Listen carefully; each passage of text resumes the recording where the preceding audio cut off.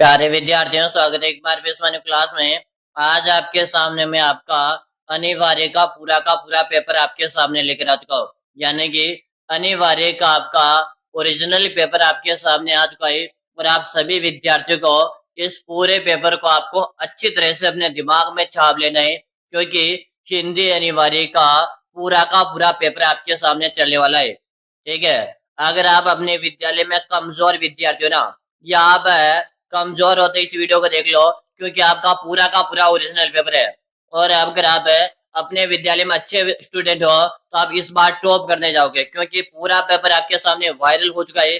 इस पेपर को आप अच्छी तरह से याद कर लीजिएगा, क्योंकि यही पेपर आपके परीक्षा के अंदर आने वाला है। तो चलेगा साथियों, एक बार देख लो, ये आपका पूरा का पूरा पेपर आपके सामने है। अब मैं थोड़ा सा जूम करूंगा ताकि आपको अच्छे से क्लियर दिखाई दिए। ठीक है। तो चलो भाई, पहले प्रश्न आपसे पूछे हैं, खंड ए में आपके सामने प्रश्न पूछे गए हैं। हाँ, बहुविकल्प प्रश्न आपसे दिए गए हैं, जहां पर पहला प्रश्न है, स्टिंग ऑपरेशन किस पत्रकारिता का रूप है? चलो बताओ। Option A, option B, option C या ऑप्शन डी।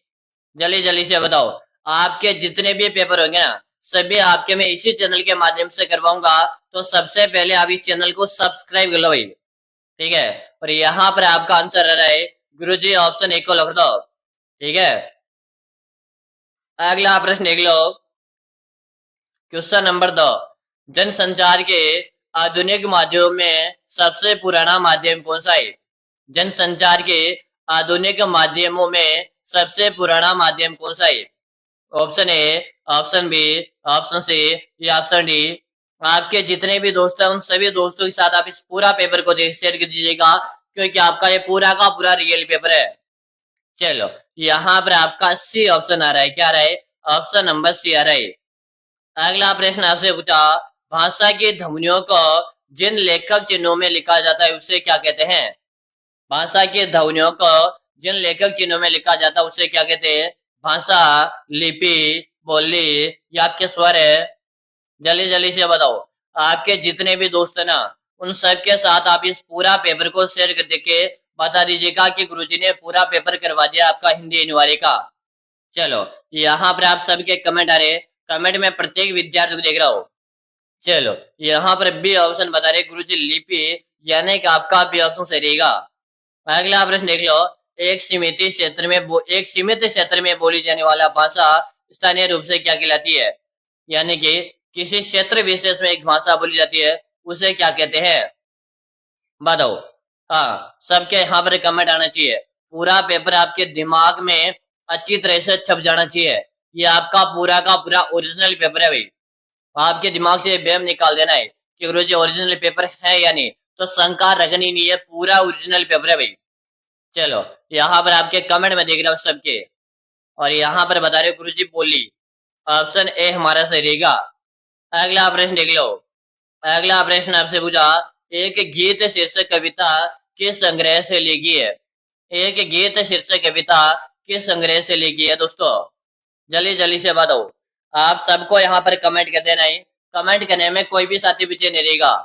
और आपको मैं नियमित रूप से 12th वाले जो विद्यार्थी है, सभी को मैं 12th की तैयारी करवा रहा हूँ। ठीक है। चलो, हमारे जैसे 12th के पेपर खत्म हो जाएंगे, उसके बाद में मैं आपको बीएसटीसी की तैयारी करवाना स्टार्ट कर दूंगा। ठीक है। अभी से आप बीएसटीसी क्लास देख सकते हो चैनल पर, मैंने आज ही बीएसटीसी क्लास करवाई थी। चलो, यहाँ पर आपका आंसर आ रहा है। आंसर सभी के मैं देख रहा हूँ, और डी ऑप्शन यहाँ पर बता रहे हो, यानी कि डी आपका सही है। अगला प्रश्न देखो। कवितावली किस कवि की रचना है? सूरदास है, तुलसीदास है, कबीरदास है या आपके रसखान है? बताओ। कवितावली किस कवि की रचना है? क्या बता रहे हो? तुलसीदास बता रहे हो। क्या बता रहे हो? कवितावली है ना, ये आपके तुलसीदास की रचना है। ठीक है। जो भी विद्यार्थी ऑप्शन बी बता रहे हैं सही है। अगला प्रश्न है, मोटा मेरा खेत कविता में कवि को चौकोर खेत किसकी तरह लगता है? छोटा, हाँ, छोटा मेरा खेत कवि ने कवि में कवि को चौकोर खेत किसकी तरह लगता है? बताओ भी। जल्दी जल्दी से बताओ।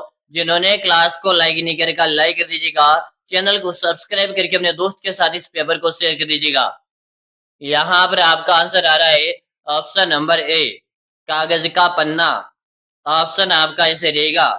अगला प्रश्न लिख लो। हाँ, बख्तिन का असली नाम क्या था? बख्तिन का असली नाम था गोपालिका, अंजना, लक्ष्मणी या आपके भक्तिन है? भक्तिन का असली नाम आपको बताना है। क्या बता रहे हो? यहाँ पर है लक्ष्मी या लक्ष्मी। सी ऑप्शन आपका सही है। अगला प्रश्न देखो, बताओ भगत जी बाजार चौक को चौक में क्या बोलते हैं? भक्त जी बाजार के चौक में क्या बेचते सॉरी माफी चाहेंगे। जीरा, चूरन है, काला नमक है या कुछ भी नहीं? जल्दी जल्दी से बताते हुए आप सभी आंसर दो। Very good. हाँ, बी बता रहे सु चूरण बता रहे हो। क्या बता रहे हो? चूरण यहाँ पर बता रहे हो। ठीक है ना, ये आपके बुक्स के क्वेश्चन है। अगला प्रश्न देख लो। अगला प्रश्न आपके सामने। अगला आपके लोक प्रचलित है विश्वास और विज्ञान के द्वंद्व का सुंदर चित्रण किस पाठ में है? बताओ भाई जल्दी जल्दी से। Option A, option B, option C, option D.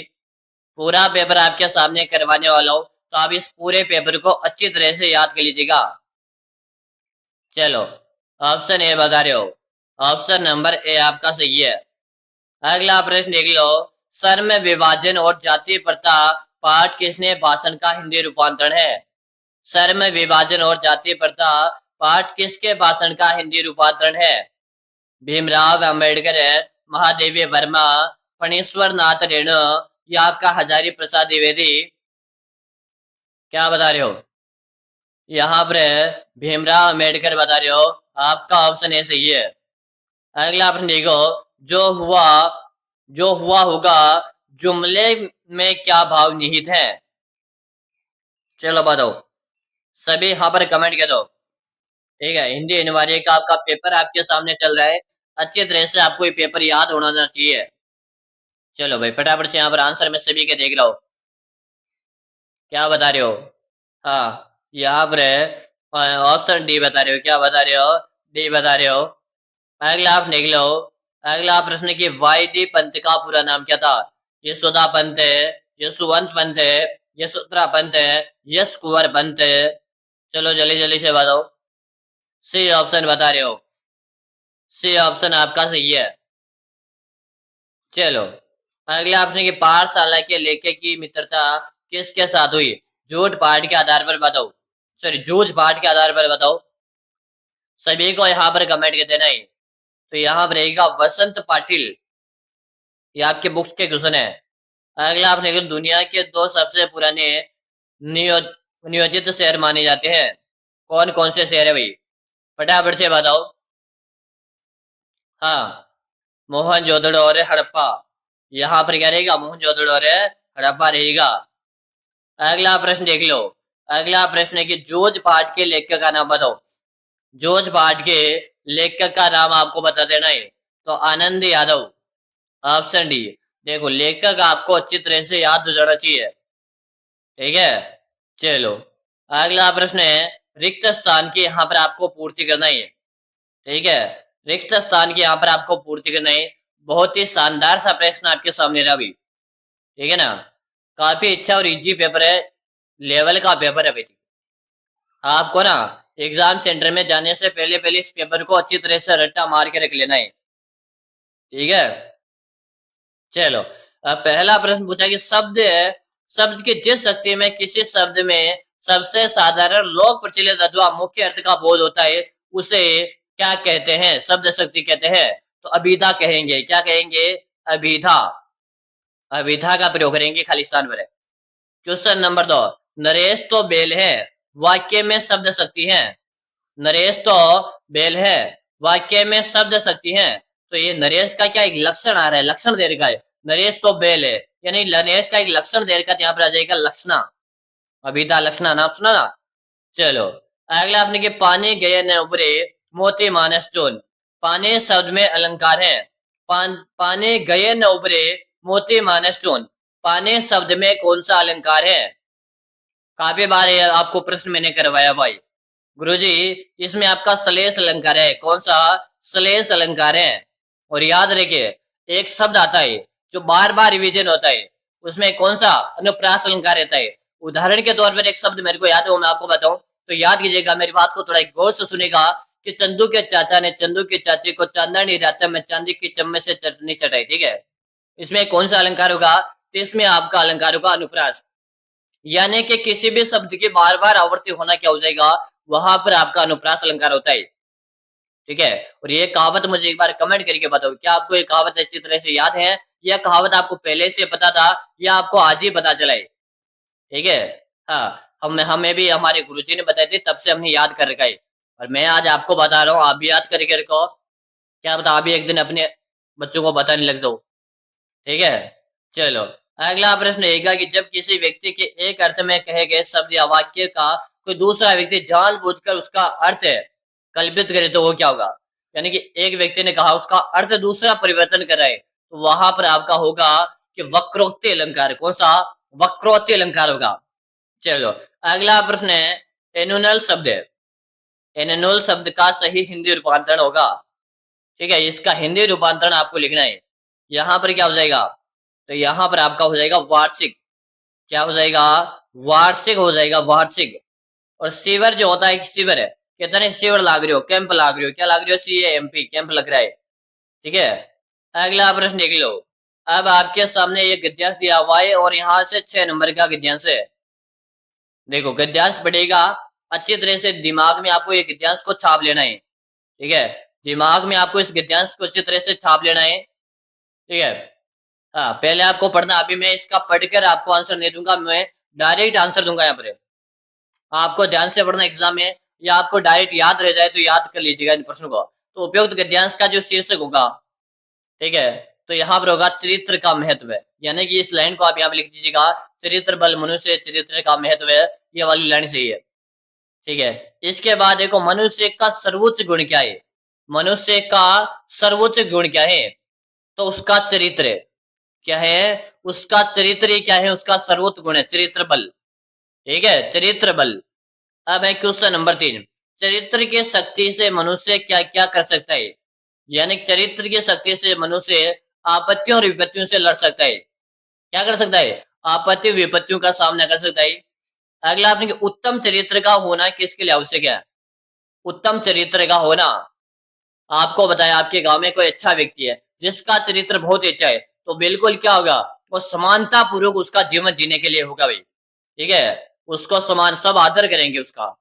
ठीक है, जिसका भी उत्तम चरित्र होगा सभी उसका आदर करते हैं। अगला आप निकलो, मनुष्य को सच चरित्र बनाने का प्रयास क्यों करना चाहिए, तो जीवन में सुख शांति प्रदान किया। अगर कोई व्यक्ति अपना चरित्र से अच्छा होगा तो उसको सभी अच्छे से जानेंगे, और इसी कारण सुख शांति से उसका जीवन भरा हुआ रहेगा। अगला प्रश्न, के सच चरित्र के भाव में केवल बौद्धिक ज्ञान किसके समान होता है, यानी कि अगर आपका चरित्र अच्छा नहीं है, आपका एक बौद्धिक ज्ञान है, आपके पास ज्ञान है, तो उसका कोई महत्व नहीं होता।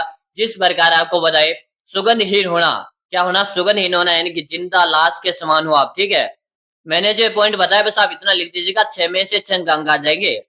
ठीक है, उसके बाद फिर एक गद्यांश आपके सामने दिया हुआ है, ये भी आपका 6 नंबर का, यहाँ पर भी 6 में से 6 अंक लेकर आ सकते हो आप।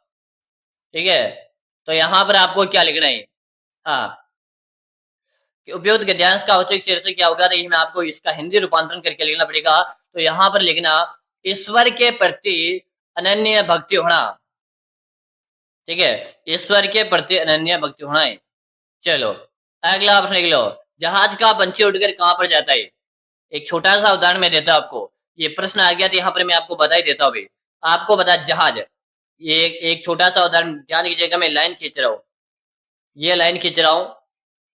ठीक है, ये वाली मैं लाइन खींच रहा हूँ, ये आपका क्या समुद्र है, ये क्या चल रहा है, आपका जहाज चल रहा है। ठीक है, समुद्र में क्या चल रहा है, ये आपका जहाज चल रहा है। अब समुद्र बहुत ही बड़ा विशाल होता है, अगर उस जहाज के ऊपर यानी कि कोई भी पंछी बैठा होता है, ठीक है, तो पंछी उड़कर जाएगा तो कहाँ जाएगा, समुद्र काफी विशाल होता है, पंछी उड़कर कहाँ जा सकता है, तो वापस आकर जहाज के उस, इस तरह से एक ध्वजा निकला होता है, उसी में आकर वो बैठ जाता है। इसलिए समुद्र का पंछी उड़कर वापस जहाज में आकर बैठता है। अगला आप लिख लो, गंगा के जल को छोड़कर कुआं खुदवाने वाले व्यक्ति को कवि ने क्या कहा है, क्या कहा है, मूर्ख या बुरा या बुद्धिहीन व्यक्ति का है। चलो, अगला प्रश्न, कि करेल के फल किसके अच्छे नहीं लगते, करेल का फल यानी कि करेला, करेला क्या होगा? करेला। करेला का फल किसे अच्छा नहीं लगता है? तो मैं बताऊं, एक उदाहरण दो। एक भूरा होता, भूरा भूरा होता ना, जब भूरा कमल का रस चूसता है तो फिर करेल का क्यों चूसेगा? ठीक है। हाँ, भौरा क्या करता है, तो पहले कमल का रस चूस रहा है तो फिर करेल का रस अच्छा नहीं लगता उसको। ठीक है। मेरा मन अनंत कहाँ सुख पावे पंक्ति का भावार्थ आपको लिखना है। ठीक है। मेरा मन कहाँ सुख पावे। ठीक है। और ये दो पियासो शब्द का अर्थ आपको बताना है। चलो अब मैं यहाँ पर क्लास का भी बड़ी हो जाएगी। अभी फिलहाल ये दो प्रश्नों के आंसर भी मैं बाद बताऊंगा, और इसके बाद में ये पूरा पेपर आपको थोड़ी देर बाद में करूंगा। ठीक है। प्रश्न आपके सामने है, पूरा पेपर है, गद्यांश वगैरह सब कुछ है। ये मैं आपको थोड़ी देर बाद में करूंगा। अब आप क्या करो, इस चैनल को सब्सक्राइब कर लो साथियों। ठीक है। मैं पूरा पेपर अब बड़े बड़े क्वेश्चन अगली बार लेकर आऊंगा, यानी कि इसका पार्ट 2 लेकर आऊंगा मैं। तो आप चैनल को सब्सक्राइब लो, पार्ट भी आपका देख लो जहाँ पर बड़े बड़े प्रश्न आएंगे और वहीं आपको डिक्टेशन लगवाने वाले। तो मिलेंगे भाई साहब दूसरे के लिए पार्ट 2 में। तब ले जय हिंद, वंदे मातरम साथियों। चैनल को सब्सक्राइब करना ना भूले। सब्सक्राइब कर लोगे तो पार्ट 2 आपको मिल जाएगा भाई। ठीक है ना? तो सब्सक्राइब लो आप।